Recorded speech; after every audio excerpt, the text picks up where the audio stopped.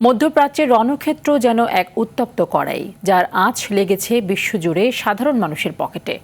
Israel, যুক্তরাষ্ট্র ও Iran সংঘাতের এক সপ্তাহ যেতে না যেতেই খাদের কিনারায় চলে গেছে বিশ্ব অর্থনীতি। বন্ধ হয়ে গেছে হরমুজ প্রণালী। তেলের দাম আকাশচুম্বী, আর এই সংকটের মাঝে তাসের টেক্কা হয়ে আবির্ভূত হয়েছে রাশিয়া। আরও জানাচ্ছেন ইমতিয়াজ আহমেদ। মধ্যপ্রাচ্যের চলমান সংঘাত এখন বিশ্ব অর্থনীতির জন্য বড় উদ্বেগ হয়ে দাঁড়িয়েছে। বিশেষ করে জ্বালানি তেলের বাজারে তৈরি হয়েছে তীব্র চাপ। বার্তা সংস্থা রয়টার্স বলছে, যুদ্ধ শুরুর পর থেকে বিশ্ববাজারে তেলের দাম ইতোমধ্যে 25%-রও বেশি বৃদ্ধি পেয়েছে।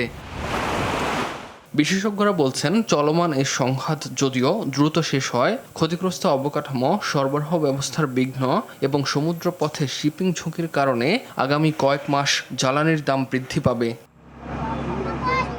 এর বড় কারণ পারস্য উপসাগরের গুরুত্বপূর্ণ জ্বালানি রুট হরমুজ প্রণালীতে অনিশ্চয়তা, যে পথে পরিবাহিত হয় বিশ্বের প্রায় 1/5 অপরিশোধিত তেল ও প্রাকৃতিক গ্যাস। এ রুটে জাহাজ চলাচল ব্যাহত হওয়ায় সৌদি আরব, সংযুক্ত আরব আমিরাত, ইরাক এবং কুয়েতের মতো বড় উৎপাদক দেশগুলো বিপুল পরিমাণে তেল রপ্তানিতে বাধার মুখে পড়েছে। সংশ্লিষ্টরা বলছেন, চলমান সংঘাতে কাতারের গ্যাস রপ্তানি অবকাঠামো এবং বিশ্বের অন্যতম বড় তেল পরিশোধনাগার সৌদি আরামকোর রাস তানুরা রিফাইনারি ক্ষতিগ্রস্ত হয়েছে। ফলে বিশ্বের শীর্ষ এলএনজি রপ্তানিকারক দেশ কাতার ইতোমধ্যে তাদের গ্যাস সরবরাহে বাধ্যতামূলক স্থগিতাদেশ ঘোষণা করেছে।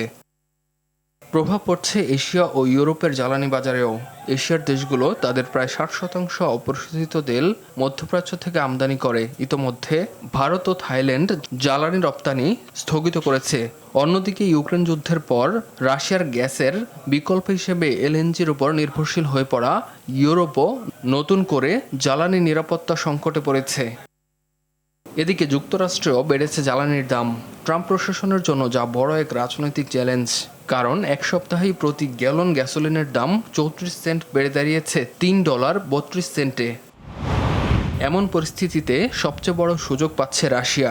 মধ্যপ্রাচ্যের সরবরাহ সংকটের কারণে অনেক দেশ এখন ঝুঁকছে রুশ তেলের দিকে। আগে আন্তর্জাতিক বাজার দরের তুলনায় বড় ছাড়ে বিক্রি হওয়া রুশ তেল এখন উল্টো বেশি দামে বিক্রি হচ্ছে। বিশেষ করে ভারতের কাছে রাশিয়ার তেল এখন আন্তর্জাতিক মানদণ্ড ব্রেন্টের তুলনায় প্রতি ব্যারেলে $4 থেকে $5 বেশি দামে বিক্রি হচ্ছে। রাশিয়ার উপপ্রধানমন্ত্রী আলেকজান্ডার জানান, এশীয় বাজারে চাহিদা বাড়লে রাশিয়া আরও বেশি তেল সরবরাহ করতে প্রস্তুত থাকবে।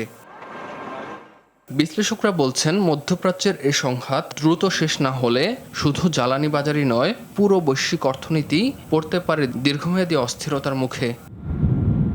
ইমতিয়াজ আহমেদ, RTV।